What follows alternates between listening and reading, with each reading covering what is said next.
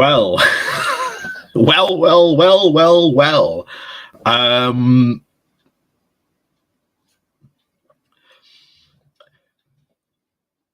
It's going to be a very interesting summer. I will start off by saying that now.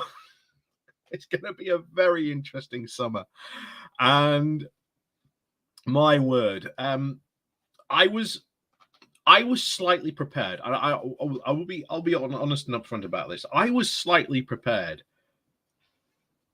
for a bit of an upset. I was potentially thinking that maybe Penny Mordaunt might just edge out Liz Truss by like a couple. I was generally ready for that upset. But that's not what happened. That's not what happened at all. So instead, we are getting a Liz and Rishi summer. So I hope you're ready for Rishi, because I know I am. Jesus Christ. Yeah. So we'll be going over the Tory leadership contest in a bit. Going over the results that came out, I think, about an hour ago. I think it was. They were released.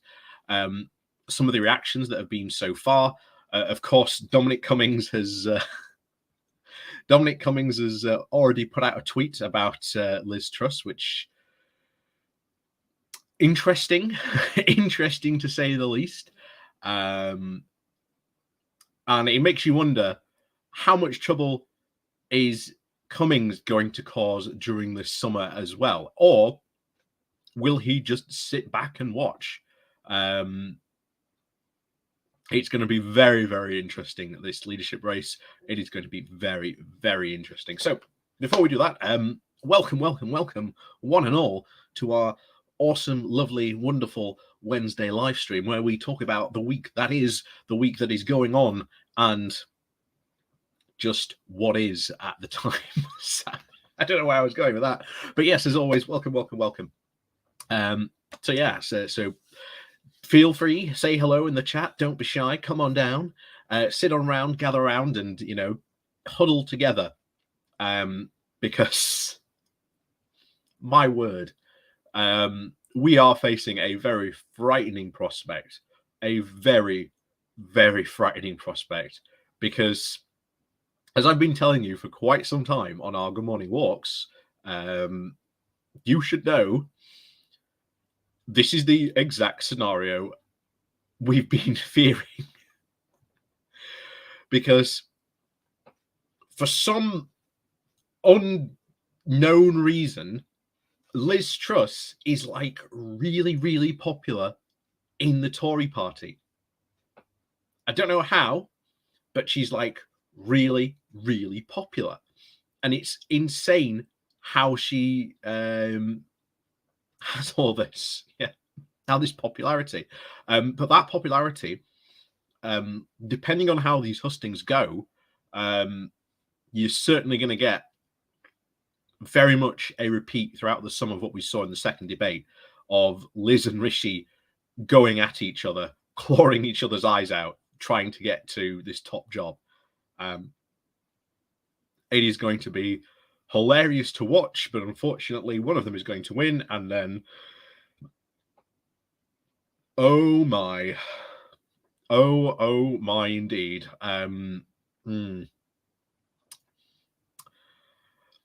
Yeah, it's going to get interesting. So we'll say hello to those in chat, but before we do that, please do remember to hit that like and share button. Like I say, sharing it helps get more people in, and more people in, the more people can have talks and chats with and stuff like that with. So that's all good. And of course, hitting the like button is good for the algorithmical stuff. So yeah, get liking and whatnot. So who's in the chat today? So we've got Fitness in the chat, David Walker, Colin Thompson, greetings from New York, greetings to you. Simon says it's too hot to huddle.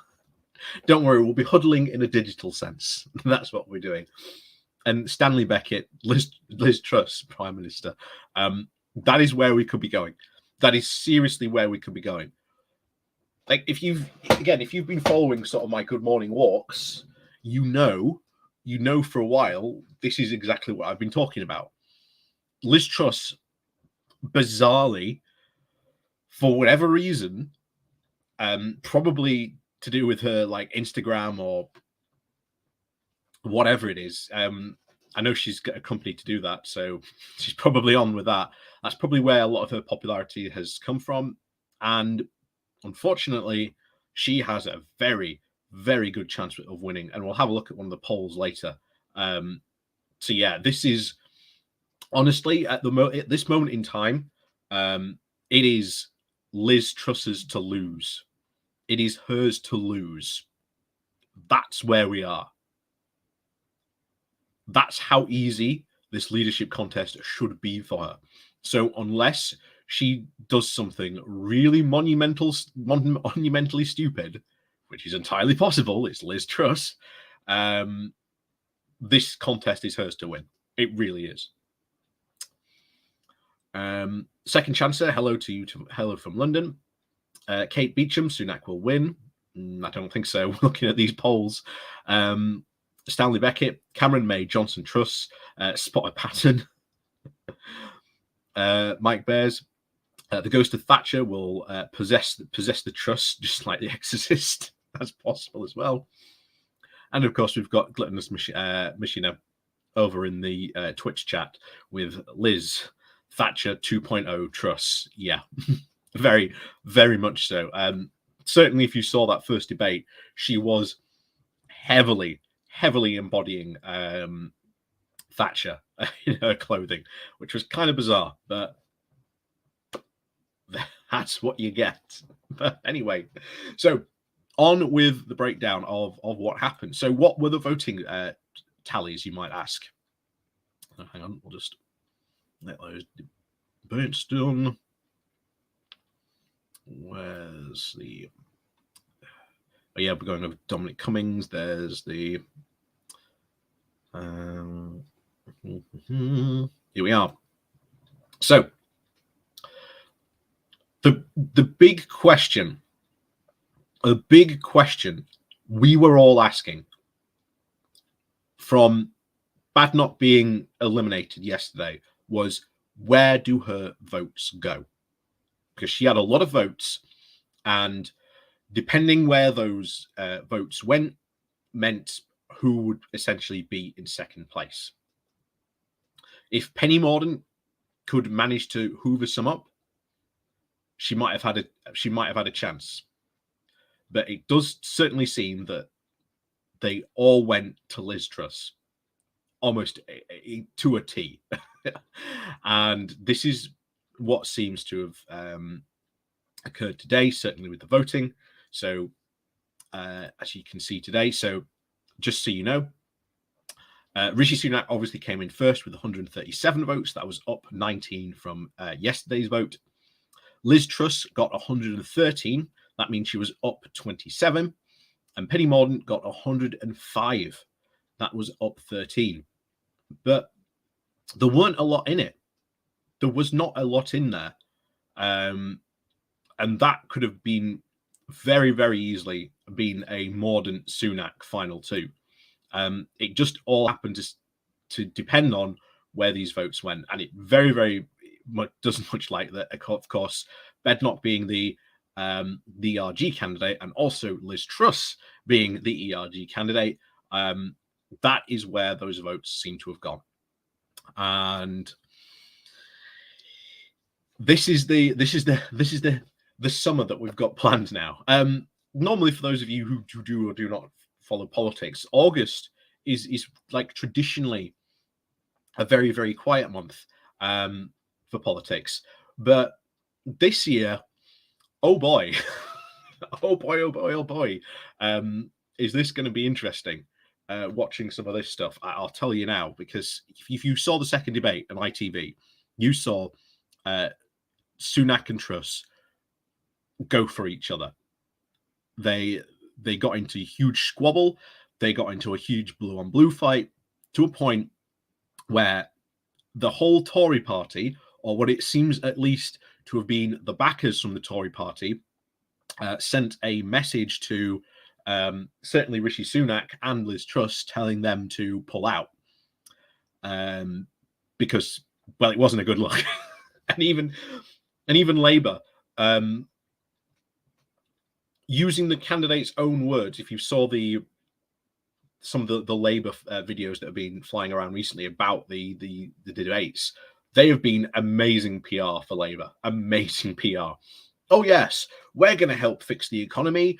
We're going to help do this, but oh yes, we've been in power 12 years, and all these problems, all these crises, sort of our fault. So that is going to play out all this summer. Liz and Rishi going to be going at each other. We are going to see some proper blue on blue action. They are not afraid. Apparently, we'll get into Cummings' quote later on this, but apparently Boris Johnson is already backing Liz Truss. We'll get into why that is later, but oh me, oh my. What a summer. What a summer this is going to be. What a summer. Of course, Mordaunt, after she got knocked out.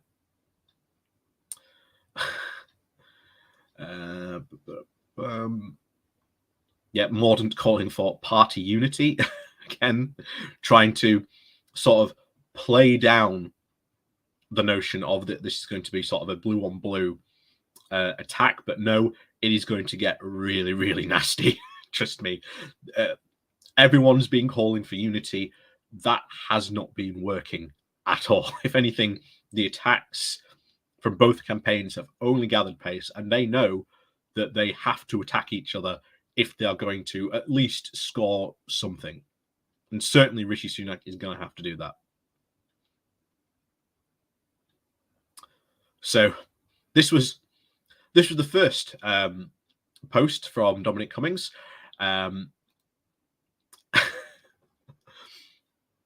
So before we get into that, Peters, good evening to you. Chatty Rat, good evening to you.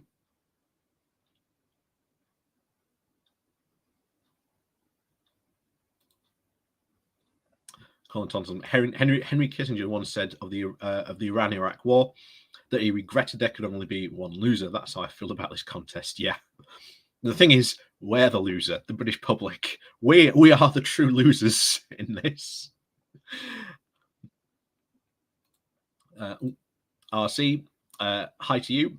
Hashtag think European indeed. Loki's children, good evening to you.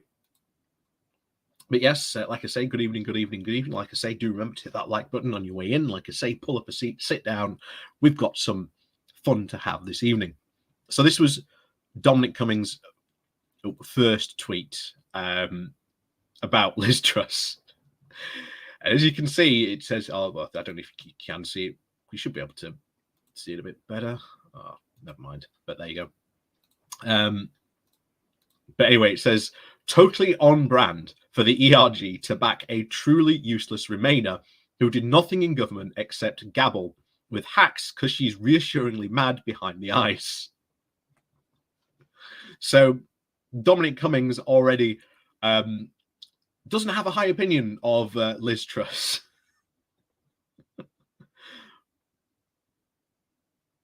But this is the other thing that we've been saying, that this is an ERG takeover. Once again, they want those, they want their person at the wheel to appoint their cabinet ministers to essentially do what they want. So yeah, like Bears, yeah, Morgan Truss as the top team. We could climb back up the top of the cliff so we can throw us back off again. Yeah. I think that's what's going to happen. I definitely think you're going to see if the same, if not a worse cabinet under I was going to say Theresa May then, under Liz Truss. Definitely a worse cabinet on the horizon, probably stacked full of ERG members, and who knows where Jacob Rees-Mogg is going to end up. Who knows where he's going to end up. But he will end up in cabinet. If he keeps his same job or not, sort of, that'll be quite good, because we do not want him being put in an actual important department where he could cause a lot of trouble. So Sunak claims he can beat Starmer, Truss can't. So this is the YouGov polling.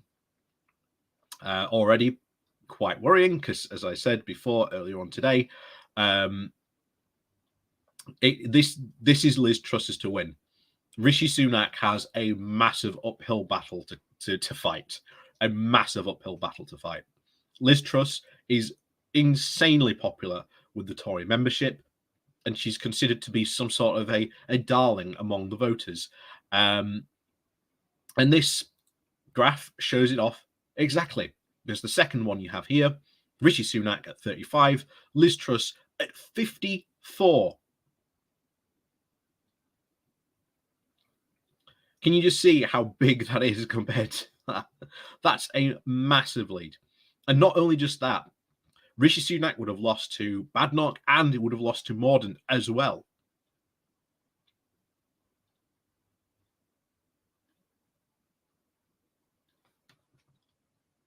So, and the other one, the important website and polls to pay attention to, again, on Conservative Home. And they've been saying that, again, all theirs show Truss beating Sunak, but at a much tighter margin, 49 to 42. So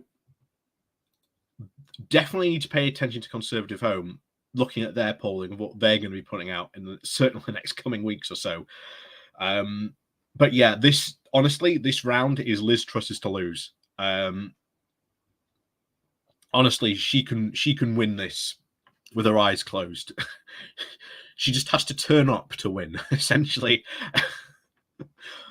So as long as she can do that, we are probably looking at Prime Minister Liz Truss, unless something very drastic happens during these leadership, certainly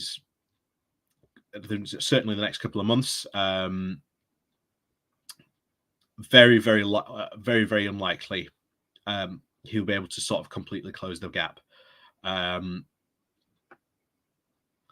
yeah, I really do think we're looking at Prime Minister Truss. I really do. I really, really do. Heaven help us all.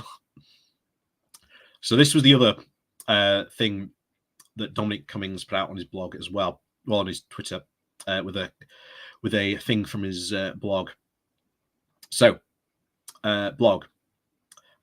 Why Johnson supporting the human hand grenade?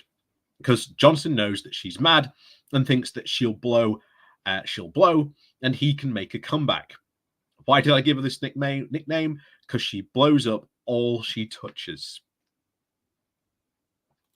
So think about that for a second. Dominic Cummings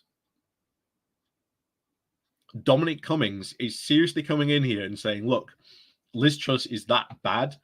Boris Johnson thinks that after she explodes, he can make a potential comeback. What else have I been saying for the past couple of weeks of, oh yes, we're going to be doing this again in all, 6 months' time.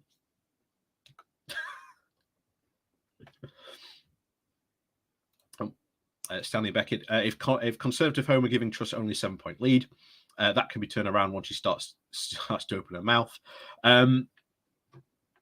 Not necessarily. Remember, Liz Truss is seen as somewhat of bizarrely, she's seen as a really good speaker among Conservative members. Do not put this past, Liz Truss to win. Honestly, she has a really good chance of winning. If you were going to put money on this final part of the race, I'd be putting it on Liz Truss.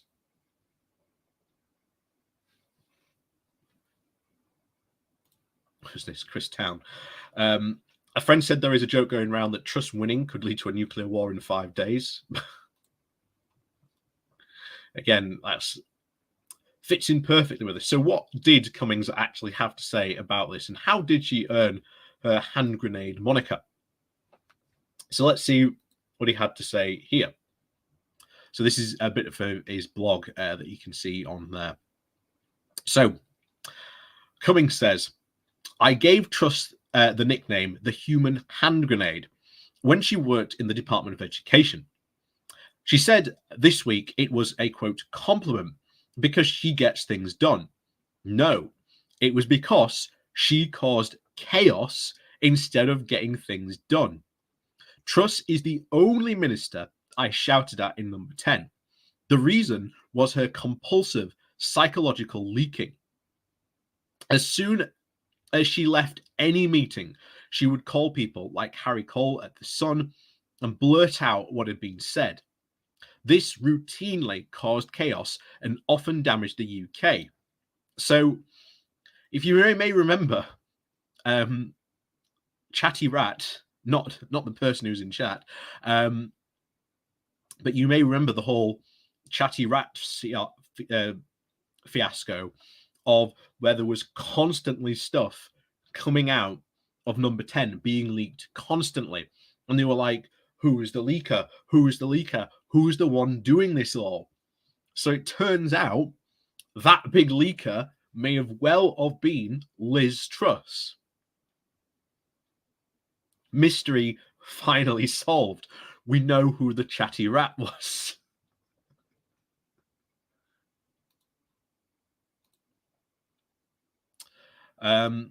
So anyway, it continues. I called her over to number 10. I sat in a tiny little room near the cabinet office next to Lou's G39. I said to her, what are you doing leaking everything? Stop. Focus on your real job. Where you're failing to get a grip of your department. Focus on that. The eyes had a 1,000-yard stare. What do you mean, the real job, she said. It was pointless to go on. For her, leaking to the media was the real job. And in many ways, inside the simulation, it is the real job. Boris would occasionally screamed, but on leaks, he basically didn't really care, and certainly was never prepared to take a tough decision to control it. And he and Carrie leaked and briefed against his own government policies themselves, causing chaos. The problem of leaking went through a transition during the collapse of May. Ministers got into the habit of leaking everything without consequences. I want to change this after the general election at 2019, but I couldn't because the PM wouldn't.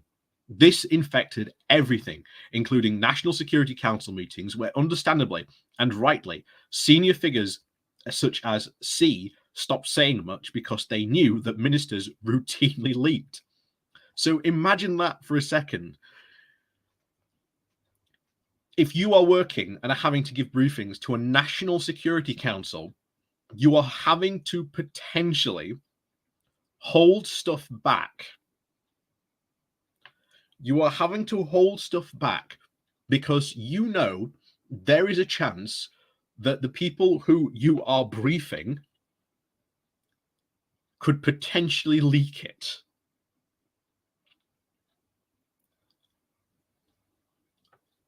That is our potential prime minister. I'll tell you now, if she does become prime minister, we're going to get a ton of leaks. An absolute deluge of leaks.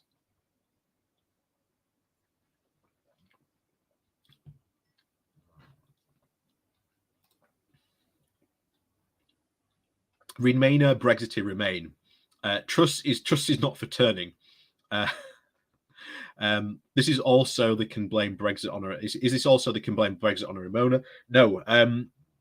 Liz Truss has well and truly had her come to Damascus moment on Brexit. She is very well and truly in on Brexit. Now, if Brexit does actually fail and Brexit becomes to be seen as a failure, then this would be an opportunity for the more moderates in the party to actually try and regain some sort of control, because they can say, look, it's not just Liz Truss who is failing because of Brexit, it's actually Brexit that is failing. Now, bear in mind, unfortunately, we've had news that people who could normally spread that message, Tobias Ellwood, has lost the whip. So it's very, very likely he will not be an MP at the next election unless he gets it restored. But yeah, it is very tempting just to see, oh, yes, they're putting Liz Truss in again, so they can like pull a Theresa May, going, you see, May's not a proper Brexiteer. She's ruining our precious project. We've got to get her out and put a proper Brexiteer in again. That may be possible. I mean, time will tell. Time will certainly tell if that turns out to be the case.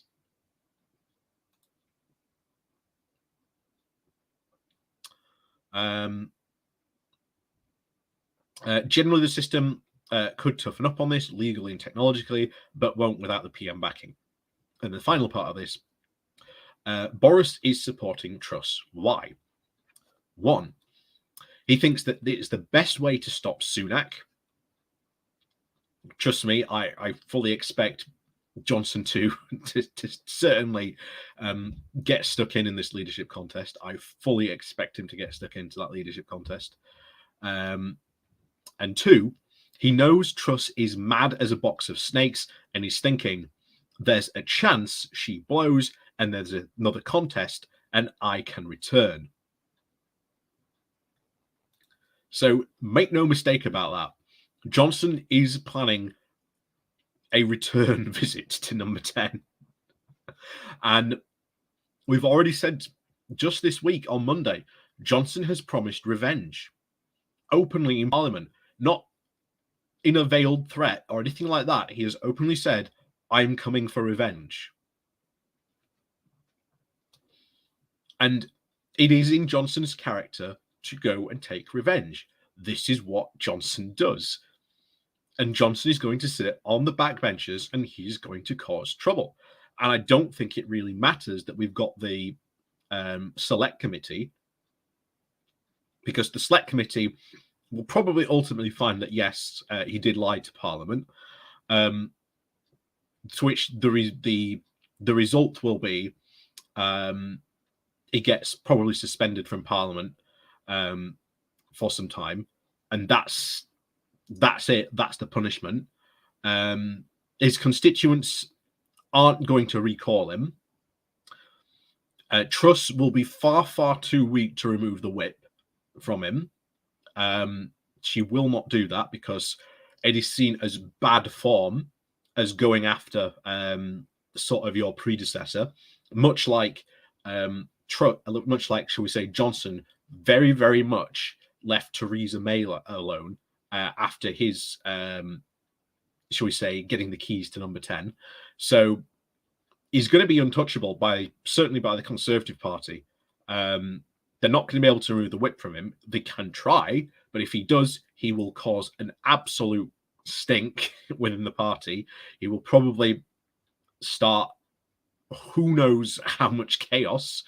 But yeah, Johnson is far from over. He's far from finished. And unfortunately, according to Dominic Cummings, and I agree with him on this,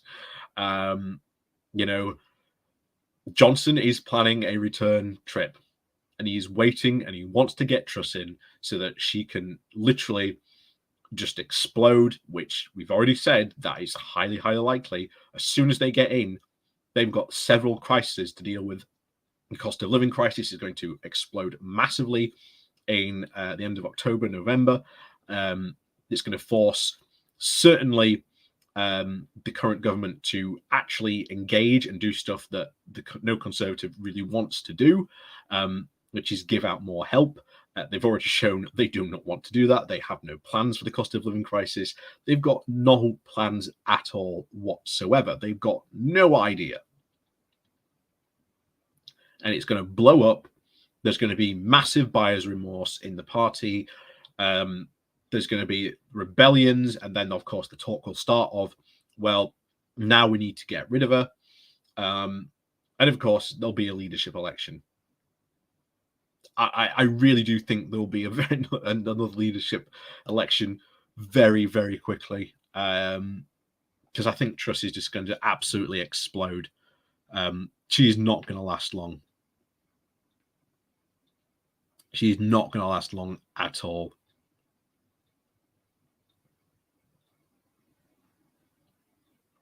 So this is quite interesting to cover as well. You'll know that there has been some accusations of dark arts being cast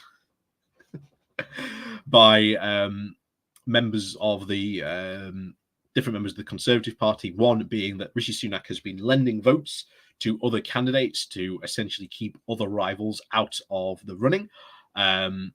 And looks like that he has rejected these notions, unless, again, someone comes forward and says, oh, no, actually, Rishi did do that. Bear in mind, that's what Johnson did in 2019. Like, Johnson did that. And Rishi seems to have followed his playbook on that. So the former chancellor has rejected claims that his campaign lent votes to another candidate to force a rival candidate out of the contest. Asked if he had been doing this, he replied, absolutely not. As you can see from the results that have just been declared, this has been a really close contest. I'm really humbled to have made it to the next stage. I'm grateful for my colleagues for the support. He dismissed the suggestions that the campaign had been too negative. Asked if there had been too many blue-on-blue attacks, he replied, what we've seen is actually a good debate about ideas.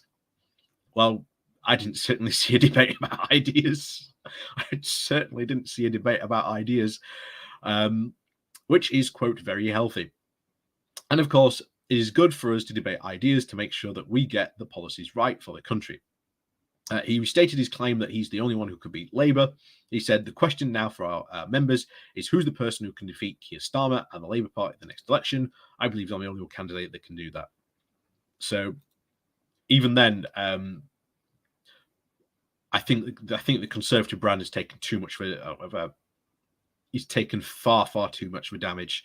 There's still questions about his personal wealth, his wife's non-dom tax status.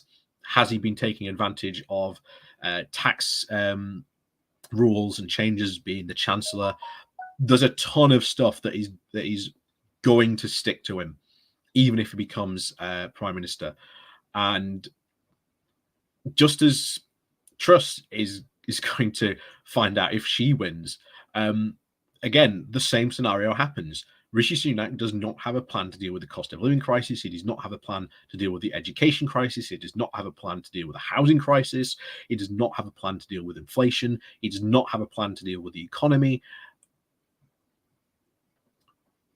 It's going to explode all over him because, like most of the members currently in the Conservative Party, or at least in the front bench, he's an ideologue. And all he can go to is his ideas. And according to him, all these ideas should be working, well. That's what essentially should happen. These ideas should be working. Sunak will cry. But when they're put into practice, they won't work. Yes, he's probably the only one promising not to cut taxes. But even then, there's no investment. There's no, infrastructure planning for HS2 or getting the northern leg put back in. There's no, how are you really going to solve the problems that Brexit is creating? One of his plans is to expand free ports. And of course, that really worries me because not only are we going to get more free ports, which again are not going to be good for the areas economically that end up getting free ports, but you're also really worried, as we've warned the alarm bell before, about charter cities. If you haven't heard what a charter city is, basically a charter city is a free port on crack. You basically take a city like Hull, which is the example that they used. You take Hull, you basically put a ring around it and basically go, Hull is now a charter city. And it is basically run instead of by a local council where locals get to vote on who is in charge of the council, what happens in the city on that gets completely taken out. Instead, it gets put to a committee which is appointed by the Prime Minister, which is going to get handed over to corporations. These corporations can pretty much decide whatever they want to do within the city. That means they can get rid of minimum wage, they can get rid of workers' rights, they can get rid of human rights. Essentially, Hull would be a city of the UK, but for all intents and purposes, it would not be following the same rules and regulations as any other city. And if you think that's what Sunak has also has planned, Truss also seems to have very similar plans of following that charter city idea as well. This seems to be an idea that seems to be gaining more and more, shall we say, champions in the Conservative Party, pushed by, not too surprising, by the dark money right-wing American libertarian think tanks. So thank you very much, guys, across the pond. Thank you very much.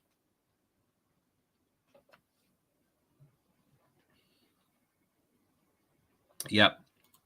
Hull, one letter away from hell. Yep. Tories pretend the levelling up programme is just an excuse to waste a bunch of taxpayer money in contracts given out to the friends of Tory ministers and donors. Well, they haven't actually done anything with levelling up. That's the big thing. Nothing in levelling up has actually happened. Like, the Conservatives do not have a single thing to show for levelling up. 3 years in power, no levelling up has taken place. And Rishi Sunak was the guy in the Treasury who slashed all of Michael Gove's plans, or at least his budget that he wanted, to be able to get involved and get doing some levelling up. So do you think Rishi Sunak is going to go spending money on these new northern seats? No, absolutely not. The other thing is that Rishi Sunak, compared to Boris Johnson, certainly is not going to be able to retain those seats in the north. He is not going to be able to retain the red wall at all.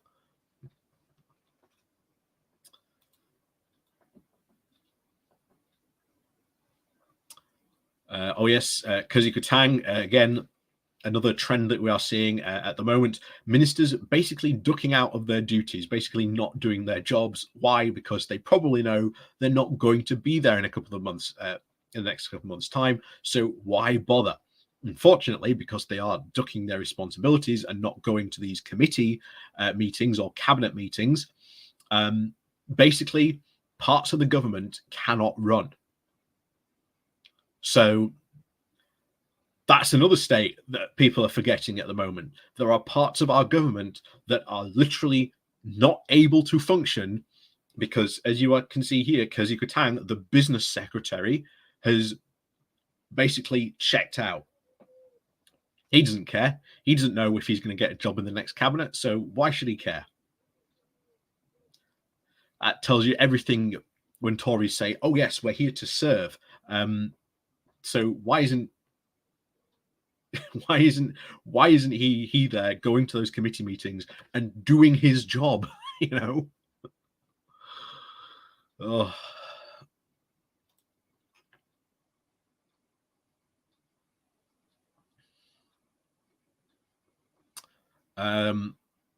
So yeah, this is another YouGov poll here, confirming the results from one of the people, from Patrick English. Here it is, brand new qualitative AI analysis. In other words, the Tory party members told us exactly what they're looking for in the next leader. Half the members are prioritizing personality traits, while third want a return to conventional conservatism. Quality insights like these provide details and depths into which simply are not possible with survey analysis alone.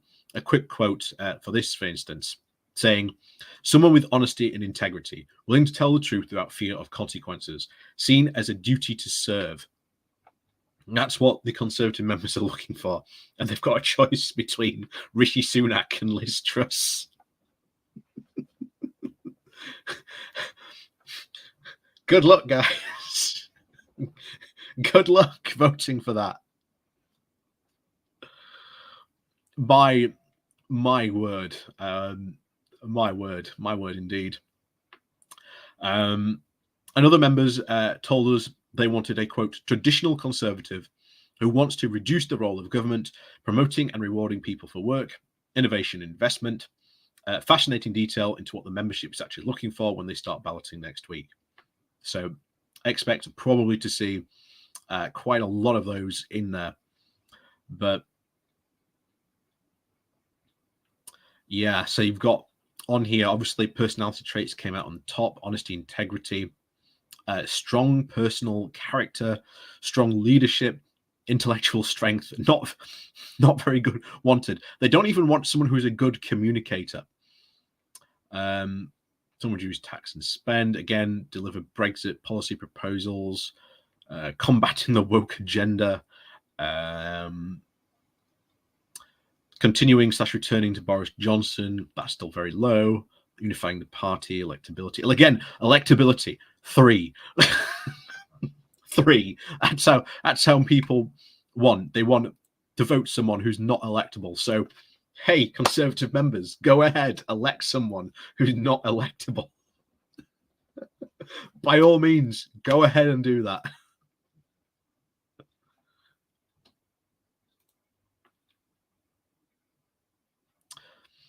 So this is the bookmakers' odds. Liz Truss is the favourite to win the contest. Ladbrokes has Truss's odds at 4-7. Rishi Sunak is at 11-8. Paddy Power has Truss at 8-15 and Sunak at 5-4.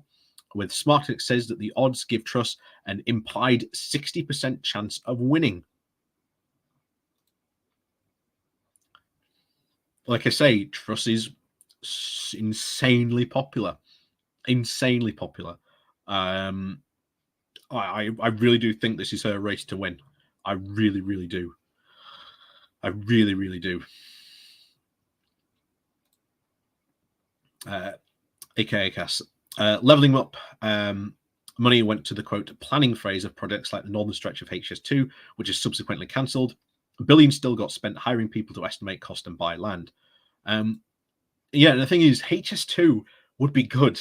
Like I say, if you are a proponent against HS2, then I fully recommend you go and watch my video I did, my interview I had with a guy on called Gareth Dennis. He's like the train expert on these things. And to be honest, we had a really good conversation. And I put to him sort of the questions that obviously the anti-people, HS2 people had.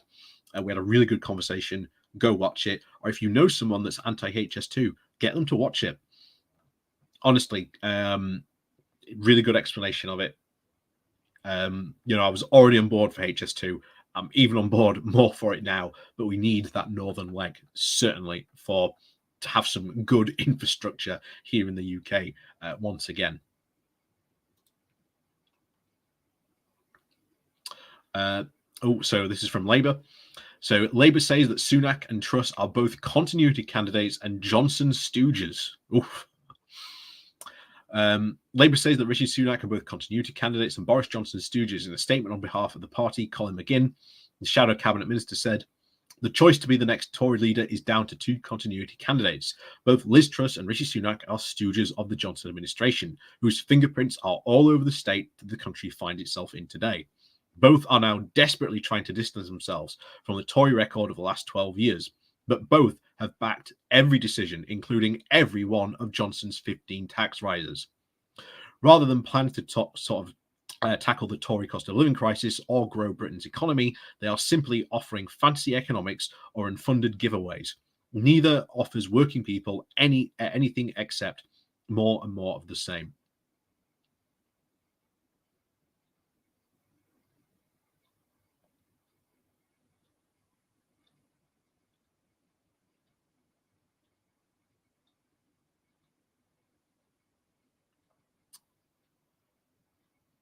Oh yeah, this is another something else that came out very recently.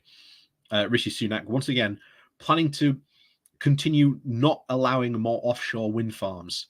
Again, we wouldn't be in this energy crisis that we would be in if the Conservatives 10 years ago had continued their pledge to build offshore wind farms. We'd be having certainly not this energy crisis. We'd certainly be having a crisis, but it probably wouldn't be as bad as it would be today.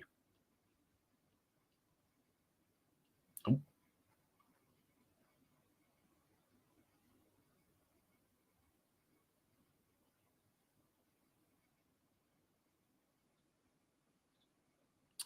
So, so we're going to get a debate. I'll be one to watch. Sky News will host a live televised head-to-head debate between the final two candidates. It's going to be at 8 p.m. on the 4th of August, so put that in your diaries.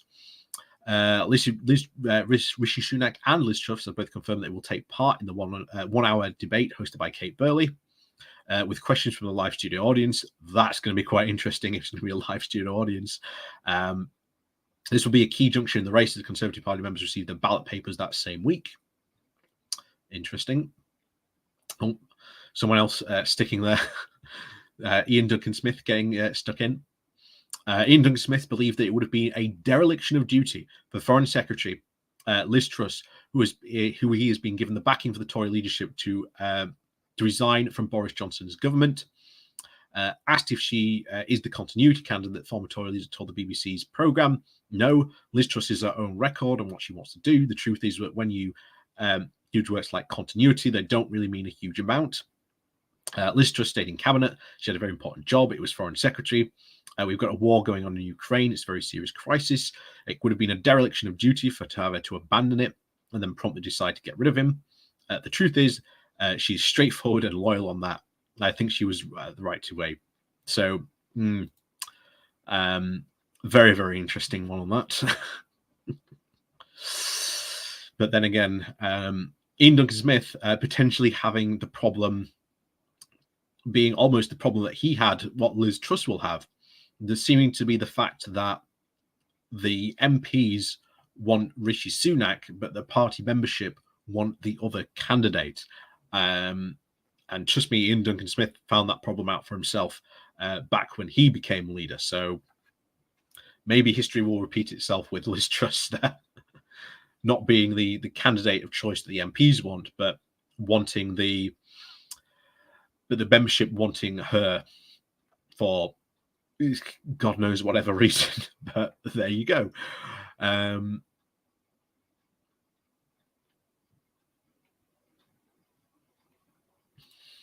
Yeah. If Truss wins, have a live watch along for the first PMQs.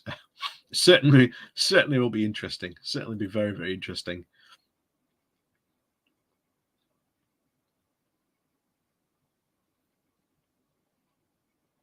So this is just a bit of trivia. 2 of the 3 Conservative leadership election, as far as the ballot paper for the members in recent decades, the candidate who won the most votes amongst MPs went on to win the members' vote. The most recent example being in 2019, which saw the final ballot of MPs end with the eventual victor Boris Johnson in front with 160 votes, 51% of total, and Jeremy Hunt 77, 25. Michael Gove won with 75, 24. There was a very similar pattern in 2005, with the eventual winner being David Cameron to top the bill of MPs with over 90 votes, followed by David Davis and Liam Fox on 51. That exception, although, came in 2001 when Ken Clarke won the most votes among MPs, but lost the ballot of members to Ian Duncan Smith, as we just talked about there. Like I say, he had a very, very rough leadership. So there are going to be 12 different hustings throughout the summer as well. So we'll have those, and I'm sure we will get to see snippets, clips, and all sorts of stuff covering those events during the summer. I'm sure that is going to be fun to watch when we get to it. But yes, so those are your final 2. Turned out to be what everyone had predicted, Liz and Rishi Sunak.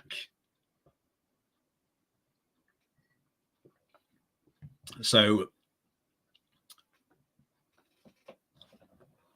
and what have we been saying for all this time? If Liz gets the final 2, she could walk it. You've seen those polls of Conservative Party members straight up saying, we want Liz Truss, we are rejecting Rishi Sunak. And of course, you've got the hustings to come up, which could certainly be very, very interesting. Like I say, you saw the one on ITV just a couple of days ago on Sunday evening. That is what the summer is going to be. Just Liz and Rishi just attacking each other constantly. It's going to be great for me because it's going to make really good content for you guys. But of course, at the end of it, you've got one of these as your probable prime minister, and I really do think it's going to be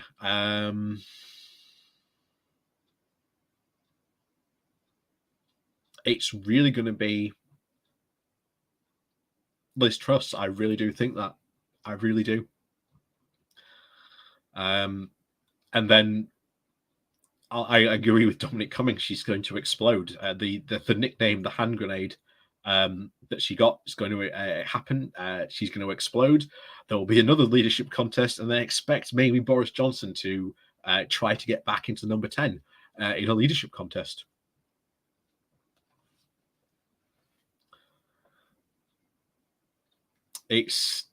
It's entirely possible. It could happen. Don't underestimate this.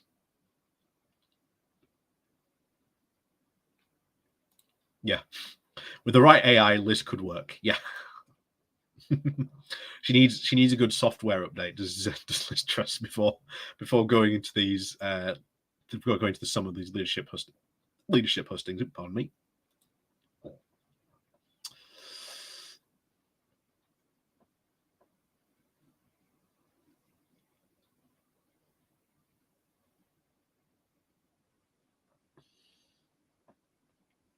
So, plans to overhaul the border force.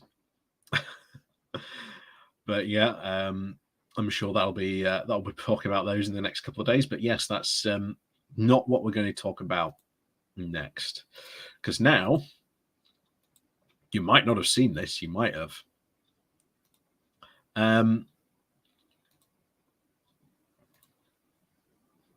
So,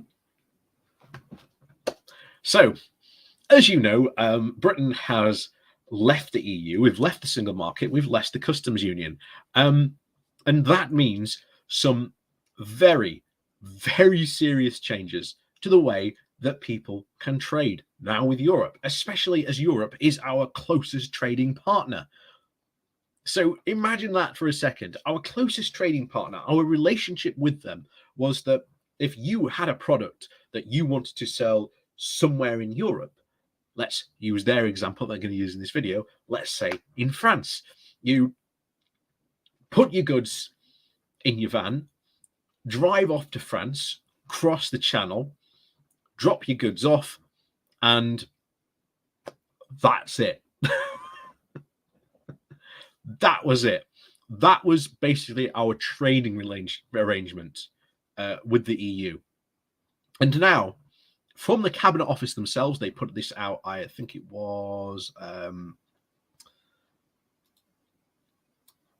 uploaded it a while ago.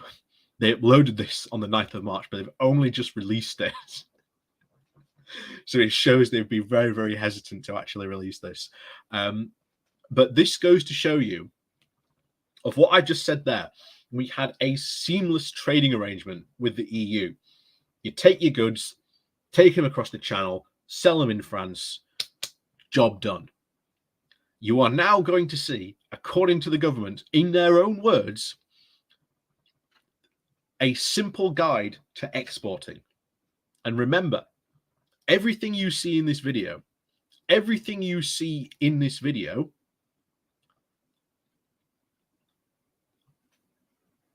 is something that businesses did not have to do when we're in the EU.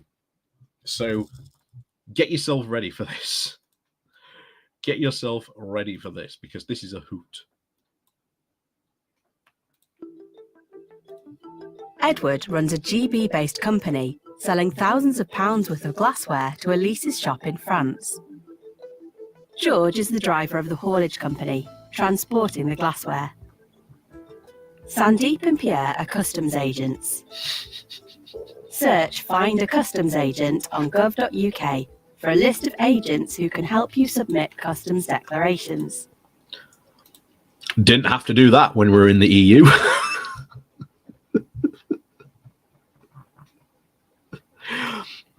Didn't have to Didn't have to do that when we're in the EU. Didn't need a customs agent if you were going to export to the EU. So that's that one. And of course, customs agents cost money.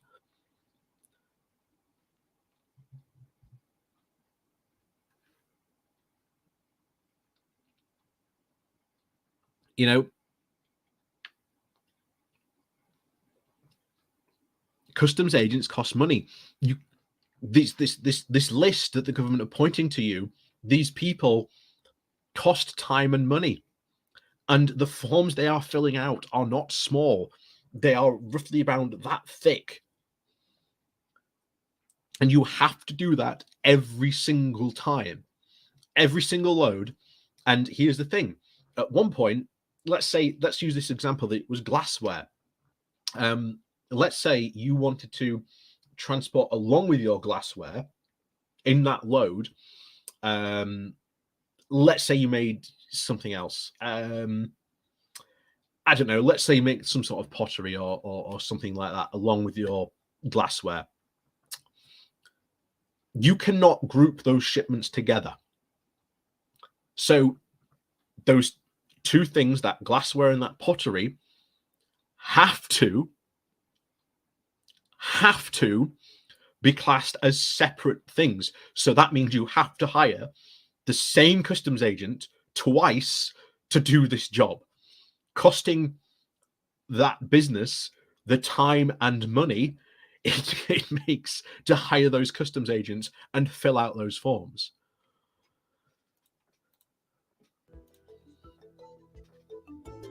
Edward gets a GB EORI number and Elise gets a French EORI number. Again, something you did not have to have when we're in the EU. These are needed to complete customs processes and identify who is importing or exporting goods. And we didn't need to do that because we were in the single market and customs union. We knew what was in the market because everyone followed the same rules and regulations. So it was a really easy to do and follow.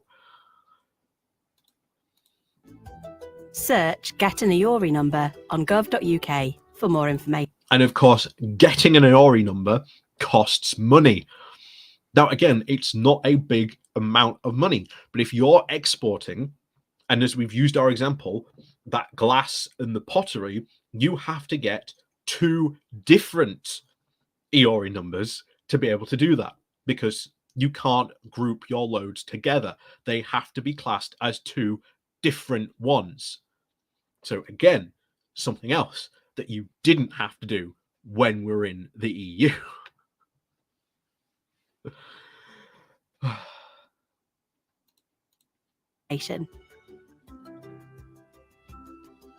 Incoterms are international trading terms that set out everyone's responsibilities. Edward and Elise agree the type of Incoterms they will trade on. They give their EORI numbers, invoices, purchase order and transportation details to their customs agents. And again, if any of that is wrong, or I think it was Fred, I think. Is it Fred? I can't remember. Whoever's exporting the glass. If Fred gets any part of the information sending to his customs agents wrong, doesn't send the information on time, anything like that, then his shipment gets stopped or gets stopped in transit, meaning that it can't cross the border, meaning that it could be impounded. Again, we didn't have to do this. We didn't have to do this when we're in the EU. And the government here are claiming that this is simple. It is not. It's really not, because, yeah, they're saying, oh, yeah, EORI numbers, invoices, purchase order, transportation details. That's all a massive mound of paperwork that they have to buy, potentially hire someone, maybe temporarily, maybe full-time to do that. That costs time, that costs money. Businesses do not have that time or money. We do not even have enough customs agents to be able to fill some of this stuff.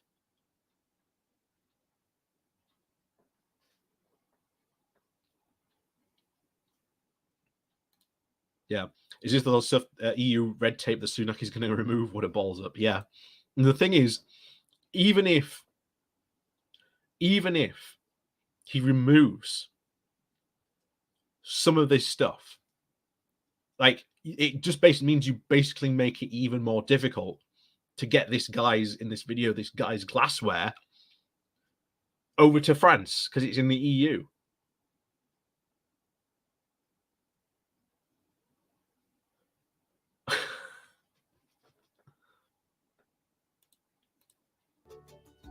Remember, guide, this is the simple guide to exporting.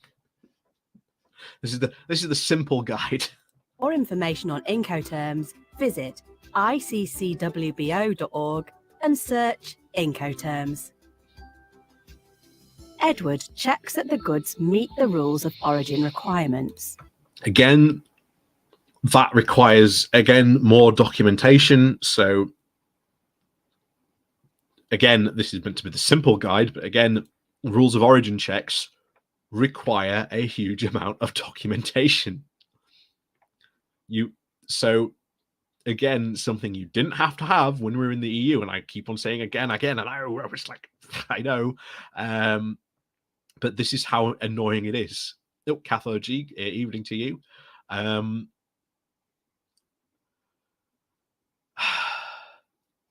Yeah, this is certainly fun. Certainly quite a fun video to watch. Oh. He will also need to have evidence in place to prove his products comply with the rules of origin. So, again, evidence, more paperwork, more money, more time he has to spend. Money and time he did not have to spend when we were in the EU.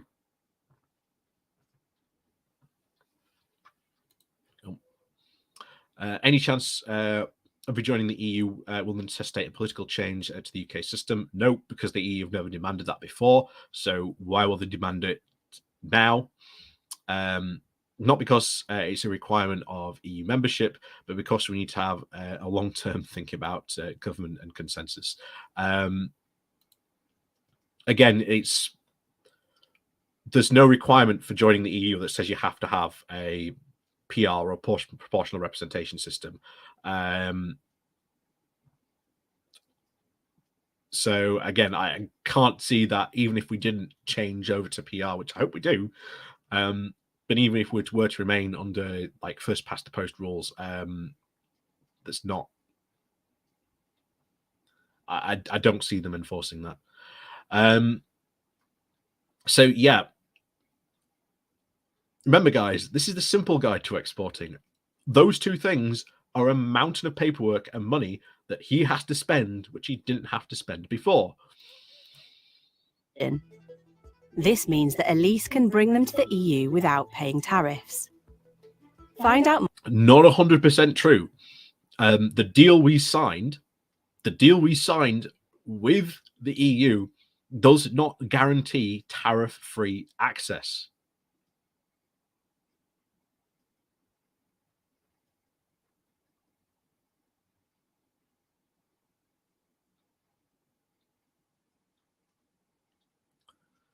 So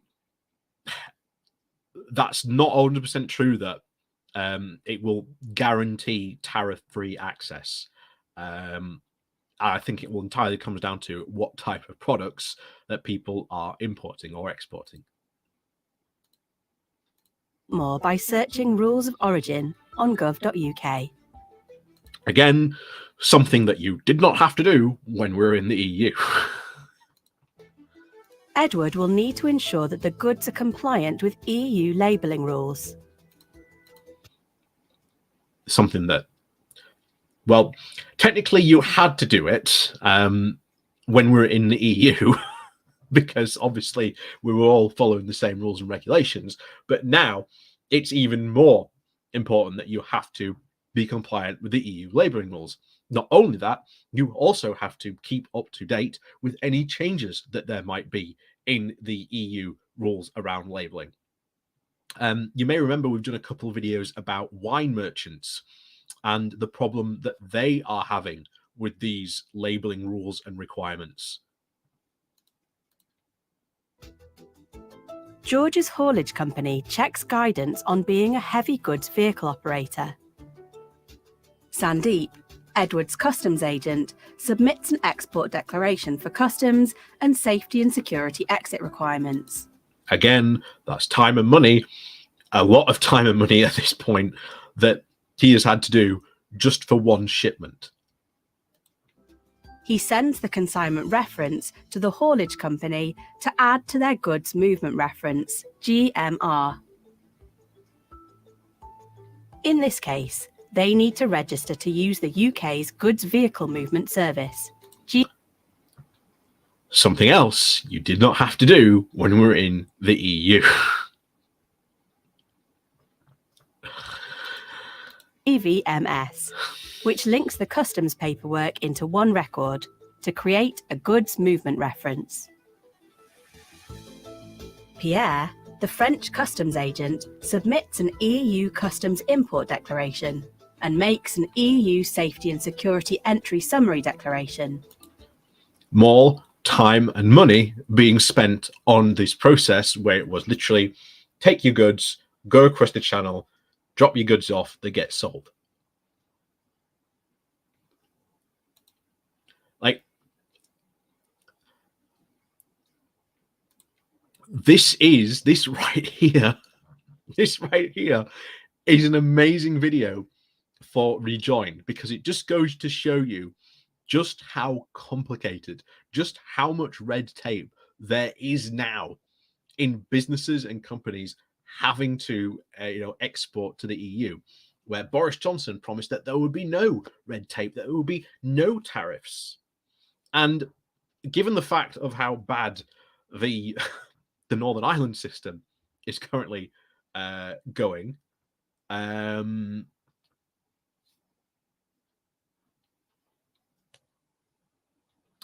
don't see that deal remaining maybe good for too much longer. I really do think we're going to end up in a trade war, to be honest. Anyway, on with the video.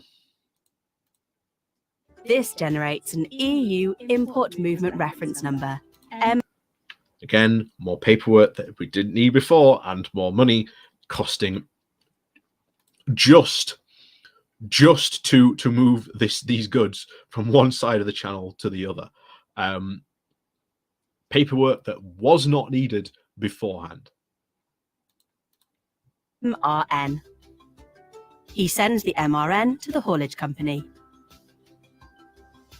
While picking up, which is costing that haulage company extra money, which means that prices for logistics are going up, which is why you saw a lot of logistics companies, especially logistics companies based in Europe, basically just give up on exporting to the UK because it was no longer worth it. So you're also getting basically a really inefficient logistics system happening now, because you've got UK lorries going over, dropping off their load, and normally pre-Brexit they would get a load that was load them back on, of stuff that was destined to go back to the UK. Now there are masses of examples of lorries coming back empty. That is an inefficient logistics system.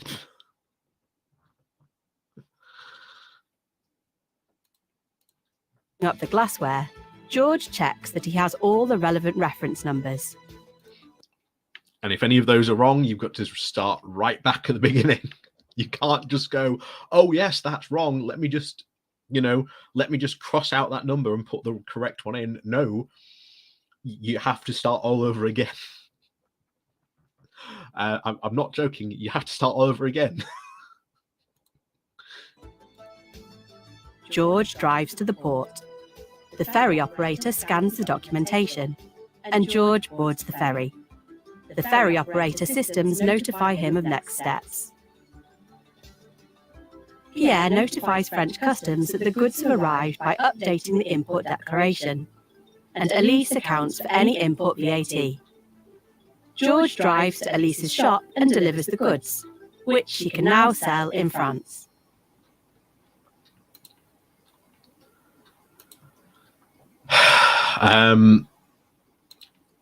Yeah, so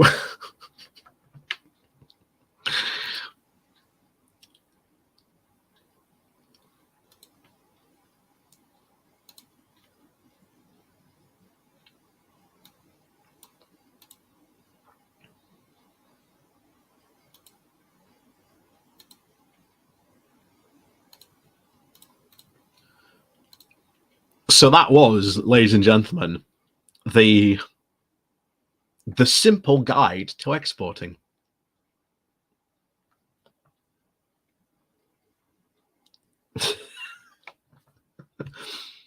Simon says, okay, now do EU to UK exports. Currently, if you are a EU member exporting to the UK, there are no checks. There are no checks at all, because every time they've gotten to that point, they've just gone, screw it, push them back, push them back, push them back again, which has led to a very interesting development where ports all up and down the country have built these massive new facilities ready for the checks that were meant to be implemented this year. And what's Jacob Rees-Mogg done? Push them back another year.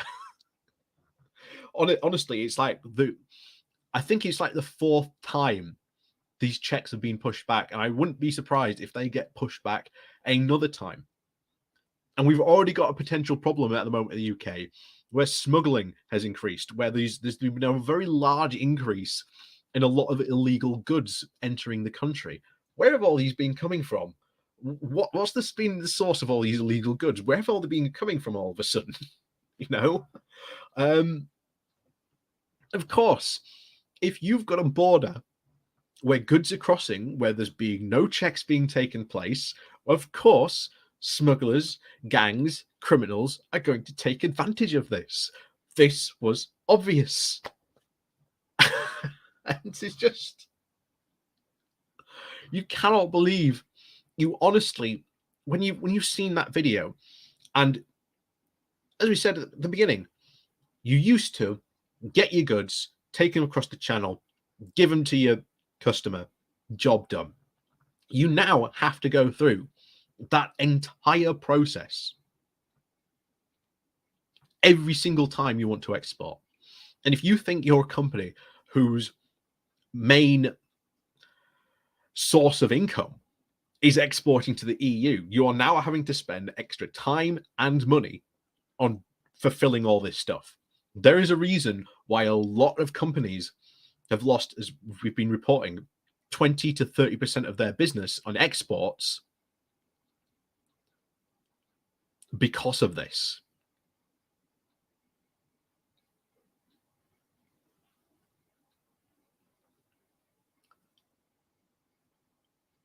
So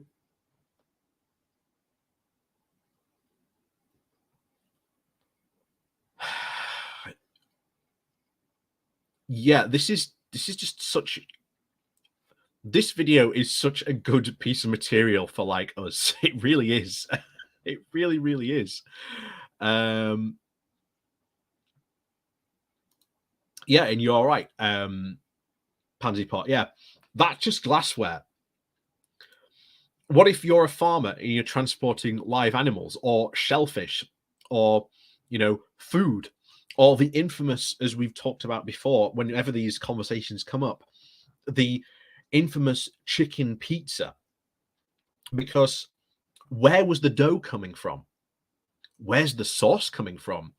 All these toppings that you might have on the chicken pizza, where did the chicken come from? Where did all these different toppings come from? All those will need and require their own separate pieces of paperwork. The idea that Brexit was meant to make any economic sense, just on this video alone, is completely out the window. This is a fantastic tool for us. So if anyone ever tells you that, oh yes, exporting is easy, just remember to tell them that beforehand, we used to take your goods, take them across the channel and sell them. Show them this video and tell them every single time, every single item they're talking about here is time and money it is going to cost a business. And maybe your large companies, maybe your multinationals, to them, this isn't much of an issue. But your small and medium-sized companies, this is a massive issue, especially if you're a small company and you've already got small profit margins and you're now having to spend extra amounts of money on exporting, which you didn't have to spend before. And not just that, you might also have to import products. You might have to import materials to create your product and then sell it on. So that's going to be a cost as well.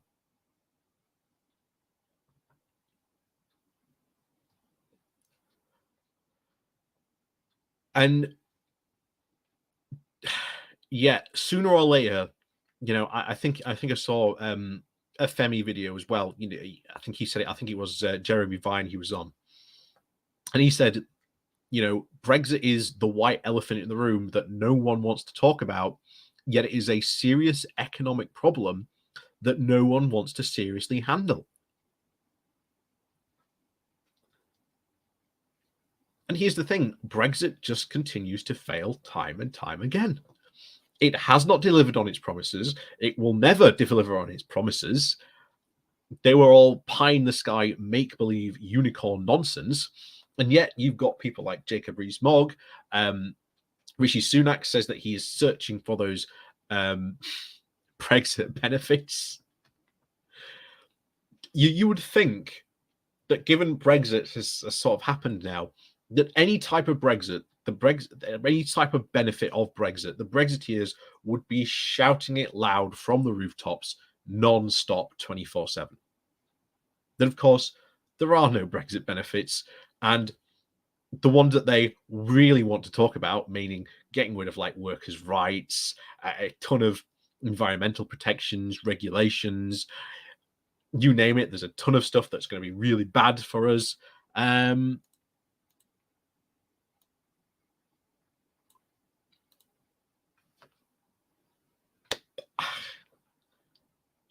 You cannot solve this without it.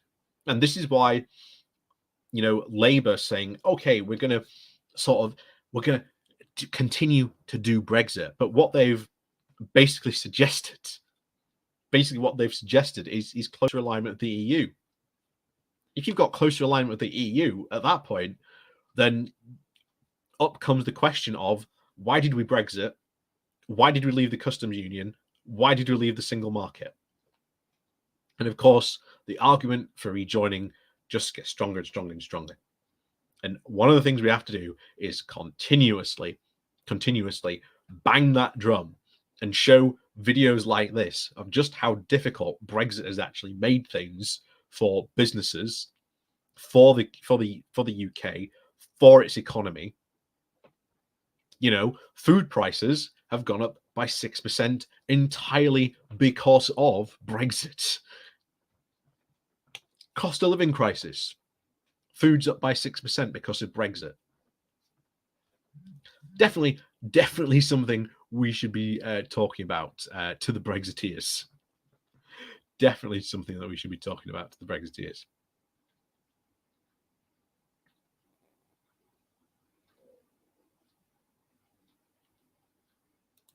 So, before we finish today, because I'll tell you what, I'm absolutely melting. This is the bad thing where you've got a studio and you've got a studio light. I'm absolutely melting at the moment. I've got a fan. Don't know if you can hear it, but yeah, that's whirring away. It's not helping. So we're going to go over this video from Neil Oliver. And what a fall from grace Neil Oliver's had. We've never actually talked about Neil Oliver before, but yeah, what a fall from grace he's had. But before we do that, please do remember to hit that like and share button as well while you're here. Like I say, it helps massively. And of course, like I say, down below, Patreon page, one of today's link called Buy Me Coffee, where you can buy me coffee. You can join the Pony Club, where you get emojis, you get a free super chat a month if you're part of the Pony Club.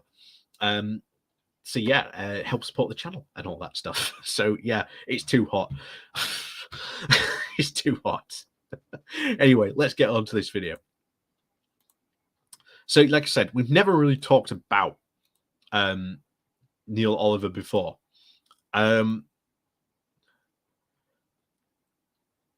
But he's one of these people who, if you sort of wind back the clock, maybe like a good couple of years ago, Neil Oliver was like this really well-respected like historian and an archaeologist. I think or he was involved in like archaeology stuff and involved in like a lot of documentaries. He was a big like, you know, TV presenter. You know, that's where he got his stuff from. So I don't know whether maybe because he's just started putting his opinions out more, maybe he's been liking this. Maybe this is just what he's been like all this time. But yeah, Neil Oliver on trying to answer the question of they're pretending like it never happened. So let's get into what Neil Oliver have to say about this. The folk we're watching now, it doesn't really matter who gets in. That's it. Whoever gets the top job will just be handed a script. They will be handed the Prime Minister's script, and they will deliver those lines. And you can see that because more and more the senior figures, you know, the Prime Minister. So straight away, he's very, very disillusioned with politics. It certainly will not be the same. Like I say, Liz Truss and Rishi Sunak certainly have their own agenda and vision of how to run the country.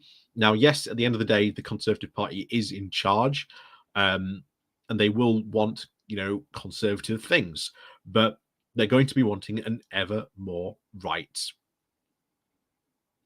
you know, things. And that is why Boris Johnson is perceived to have been very much a failure by some of the right-wingers of his own party, because he didn't do these types of things. He didn't fulfill those Brexit benefits. He didn't do the diverging which they have been crying out for quite some time. Of Great Britain, the President of the United States, the Prime Minister of Canada, the President of France, they're all now delivering the same script. You know, we've seen them all standing behind their podiums talking about Build Back Better, New World Order, a window of opportunity, a great reset. And I don't know, it's as though they think we can't see them. That's a big dip into conspiracy. That's a very big dip into conspiracy there. The Great Reset, I think that's QAnon stuff, like the Great Reset. Correct me if I'm wrong, but I'm pretty sure that's QAnon stuff. As though they think we don't watch them all and wonder why they're all using the same form of words. Even Prince Charles is in on the act. You know, he's touting the Great Reset on his own website. So he's alluding to the fact that all these different governments, all of them are doing the same thing, but they're not. You know, if you want a perfect example, don't get me wrong, we've got quite a right-wing government here in the UK, but you look at like America under Trump, or even the Democrats and like the US's political system, even their politicians, it is vastly different from our own. And there'll be people in chat from Europe watching who will probably very, very much agree that their politics, their politicians are certainly very, very different from our own, our UK ones. So again, Neil here is looking at the world certainly through a a lens of conspiracy here, and it's only going to get worse. And I suppose, what are we not going to notice that this is going on? That these people are operating like as though they're in a choir and they're all in harmony with one another. I think subconsciously I was aware of the fakeness of it and the fiction of it, but I didn't properly pay attention to it, and I didn't consider the consequences of being ruled over by puppets. Okay, so you're making the accusation that these people are puppets. So who are they being puppeted by? Is it a shadowy world order of, Illuminati individuals, perchance? Like I say, I did say this takes a dip into conspiracy, but the second someone talks about, oh yeah, these people are puppets, well, okay, who are they being controlled by then? Who are their puppet masters? Or seeming to be, or accepting the rule of puppets. But now I can't ignore it any longer. And so I've been looking on at them, the front runners now, Rishi Sunak, Penny Mordaunt, and the rest of them, Liz Truss, and thinking they are devoid of principle. Most glaring at the moment is the way that all of those contenders for the Tory leadership, the role of Prime Minister, they're operating as though lockdown didn't happen. What? They're operating as if lockdown didn't happen. Okay, we'll see where this goes. The most damaging public policy in living memory, maybe ever, and they're protecting. The most damaging public policy in history. I think citation needed. Citation needed. Citation absolutely needed on that, Neil. It's almost as though it never happened, and no one's taking any responsibility for it, and yet they were all complicit in what happened. The lockdown that did so much damage to the economy, to health, mental and physical, to prospects of children, to the flavour and texture of society itself. So, okay, question for him. If we hadn't locked down,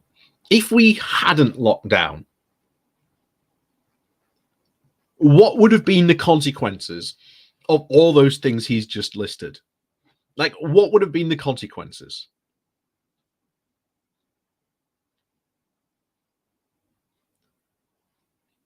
Like, that does not make a bit of sense because we know what would have happened. You've only got to look at other countries that didn't follow go into lockdown. There's a lot of African countries that had leaders who ignored COVID completely, said that COVID was really fake. And there are some African countries that have a really high death toll. Brazil, another country that didn't go into lockdown, that started under Bolsonaro, started saying that it's all fake. Again, Brazil, really high death toll. What do you think has been the consequence on the economy, public health, mental health well-being, children's education, all that stuff he listed? What are going to be the future consequences of those countries? And what should have we have done? What should have we done then, if not for lockdown? Again, I don't know. I wonder if we'll finally get an answer. But oh my. What's this? Neil Oliver is the UK versions of Island John Walters. I do not know who John Walters is, but I'm pretty sure, Chatty Rat, you're probably going to introduce me to him pretty soon. Have all been hauled below the waterline by lockdown, and yet None of them are standing up. Where is the candidate who'll stand up and say lockdowns were a dreadful, disastrous mistake? Okay. Neil Oliver wants to know, where's the candidate standing up saying that lockdowns were a dreadful, disastrous mistake?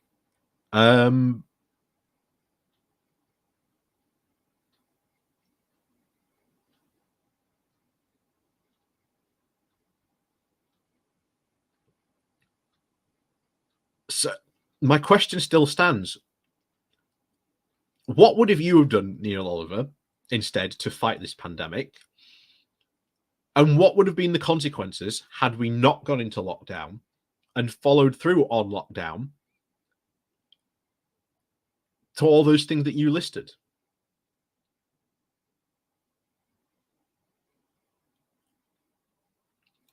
Oh, Jennifer, wait, wasn't he saying that they're all acting like COVID didn't happen? I'm so confused. Me too. You're not the only one, but no, he's saying that all these Conservative candidates are acting like lockdown didn't happen and that they're refusing to take responsibility for lockdown, when what was the alternative to not locking down? I think that answer is pretty obvious. And furthermore, more to the point, where is the candidate who will stand up and say that under their leadership there would be no repeat under any circumstances of lockdown? Where is that person? No one's saying that, because none of them has the balls, literally or metaphorically. So Neil Oliver here is saying that if he were Prime Minister and we were to come up against another serious health crisis, which is entirely possible, if we were to come up against another serious health crisis, he would not go into a lockdown. And yet, millions of people would die, even more. The economy would be in absolute tatters because, again, most of the workforce can't work. Offices and workplace are literally unable to work because they're becoming centers for spreading this disease.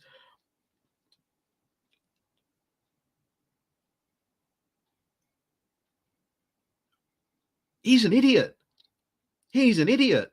He's an absolute idiot. I would love to ask him, what would have been like his alternative? What's his alternative to not locking down? What should the UK done instead? But yeah, we might end up covering more Neil Oliver stuff, because if this is the type of stuff he's putting out, it's fascinating. You'd be a bit like Jeff Taylor. We'll nip in and see him every so often get some of his musings. Yeah, oh my. Because they're all keeping thoughts like lockdown in the back of their minds, ready to do that again if they're told to do that again. Where's the candidate? Told to do that by who? Again, you are dipping into the realms of conspiracy. You are implying that there is some shadowy organization or some sort of shadowy cabal that is really controlling these people. And they're not. We didn't. These people are not being controlled. But there you go. Who will say that we'll never be forced into a world of digital ID, or a world in which the currency that we've known is replaced with something digital and programmable that we can't see or hold and over which we have no control. And where's the candidate among them? They faff about and flap about with their empty platitudes, with classical music. Wait, so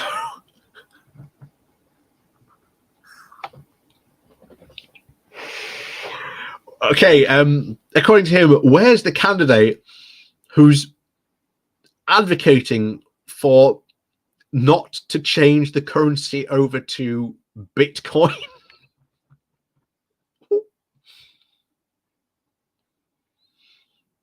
What on earth is he on about? What?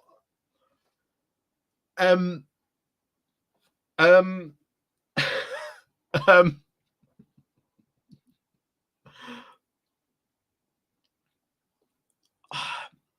This is insane. This is insane stuff. I'd heard he'd lost the plot, but I hadn't really heard he'd lost the plot this bad. Playing the background, I vow to thee my country, and all of that claptrap that they repurpose for their own ends. But where is the candidate who's going to do something that will actually make the necessary, positive, life-saving, life-enhancing difference to people's lives, instead of faffing about, unable or unwilling to define and describe what a woman is? This is the tenor of the debate. It's all distract us with things that don't matter in the hope that we don't pay attention to the things that do. You mean like you've just been talking about changing our currency to a digital one? Yeah, I'm sure any day now, Rishi Sunak and Liz Truss are both going to come out during this leadership debate and announce, you know what? The pound sucks. Physical currency sucks. We're going to go to this new digital currency. That'll be great. It's like, what on earth? What on earth is he on about? I'm struck by the hollowness of the people that have the audacity, really, I think, to stand up and claim to lead us. I am made weary by the apparent emptiness of them and the absence at the heart of them of anything meaningful. And I console myself with thinking that whoever it is will not be there forever. And I get that consolation from, as I often do, going back to the Golden Bough and thinking about that forest grove where whoever is the priest is, as it were, listening to a ticking clock, and it's a clock ticking down the remaining heartbeats. So it's whoever gets into number 10 next, the clock will be ticking, and in due time, the knives will be sharpened for them by their political opponents, and they in their turn will be replaced. And at the moment, it's all I can hope for.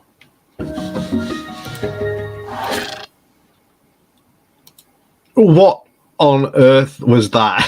What on earth was that? Like, I watched a bit of it earlier on. I didn't watch the full thing just so you can get my live reaction, but oh my words, what on earth? What on earth was he talking about? I mean, he started off implying that all world leaders are in reality puppeted. He didn't say that there was a shadow government or anything like that, but I think that's very much implied when you go on the point where you're going, oh yes, they're being puppeted by someone. Well, who are they being puppeted by? He then went on to say that lockdown was the most irresponsible, damaging policy the UK's ever implemented. As someone said in the chat, Brexit, please hold my beer, says Brexit.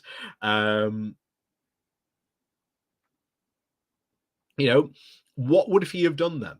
If he had been Prime Minister and we have this pandemic and he says he is not going to lock down, which, by the way, Neil Oliver, being a historian, should know, lockdowns historically have been very, very much the norm for most of history, going all the way back to like Rome, ancient Greece.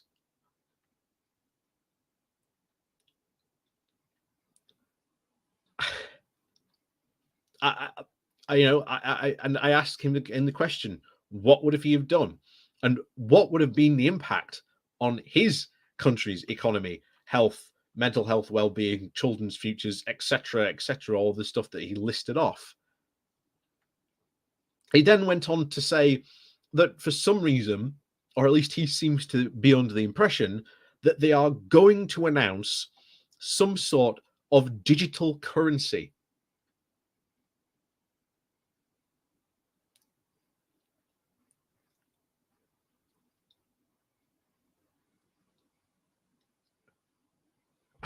Well, I, for one, welcome our new puppet master overlords, who are going to take responsibility for lockdown and implement the new digital currency called Britcoin, the only coin with a British flag on. Britcoin, because it's digital. It's just, what on earth? You remember Neil Oliver. This is a shocking thing. Neil Oliver at one time was considered to be like, quite the intellectual, quite the guy. He used to present a ton of history programs, a ton of documentaries. He was on the BBC like non-stop.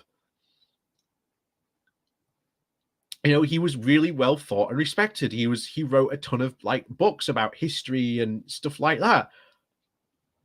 It's not surprising he seems to have dropped off the radar, probably because I think he had these thoughts all the time. And I think partly went to GB News. I think he still has his slot on GB News still. Probably, again, at some point we need to go drop back in on GB News. Yeah. Britcoin, Bella Hatman, you better get a trademark and a website before we do. God, imagine the scam you could run. Seriously, imagine the scam you could run if you had Britcoin. Just go Britcoin, the Brexiteers' choice of coin. Get Nigel Farage to front it and do videos on YouTube and whatnot. You would make an absolute fortune from all these unfortunately, you would absolutely clean up. Seriously, you would absolutely clean up. It'd be unbelievable. And of course, all you'd have to do, because again, all these digital currencies and whatnot, Bitcoin, Dogecoin, whatever your choice of digital currency is, it's completely untraceable and untrackable. And one day you can just turn off the servers, take the money, and run. And if you don't think that's happened before, it has. I definitely recommend you watch. There's a really good show on YouTube called Scam Economy, and it's all about interviews and news about what is going on with these digital currencies, NFTs, and just how much wacky and crazy stuff goes on in this world, and how much people are these people who run those coins are scamming people for hundreds of millions of dollars and all sorts. It's absolutely insane. It really, really is. But yeah, needs to say, I won't be doing that. Yeah, Truss coin. Yeah, Truss coin. Yeah, Truss coin versus Rishi coin. And you have the Boris coin, of course, as well, or the Mog coin. Get Jacobs' Mog on that bandwagon as well. Why not? Or the Farage coin, or the Nige coin, as I'm sure it'll get known as. Yeah, I'm surprised that actually hasn't been done already by one of these Brexiteers. And as soon as I said that, that's going to end up happening now in a couple of weeks' time. So, hey, put that phone call in. I called it first. But yeah, wow. What an absolutely crazy person. And someone who at one point was incredibly, really well respected. How the mighty can fall very, very quickly into insane rambling. Yeah. Madness. Absolute madness. But yes, as always, thank you very much for joining me today on today's live stream. Like I say, please do remember to hit that like, share, and subscribe button. And of course, down below, there is a link to my Patreon page and an updation link called Buy Me Coffee, where you can buy me coffee, or you can join the YouTube subscription plan I've got called the Pony Club, where if you get that, you get all sorts of badges, emojis, and you get a free super chat a month as well. And of course, thank you very much to all the people who do help and support the channel. Even if you do just click the like and share button, like I say, it all helps the channel out very much. And of course, yes, thank you very much. The Good Morning Walk on Saturday that we normally have will not be on Saturday. It's going to be on Sunday. I've got JCI stuff to do. But yes, as always, thank you very much for watching. Like I say, please do remember to hit that like, share, and subscribe button on your way out. And of course, thank you very much for watching, and we'll see you all next time.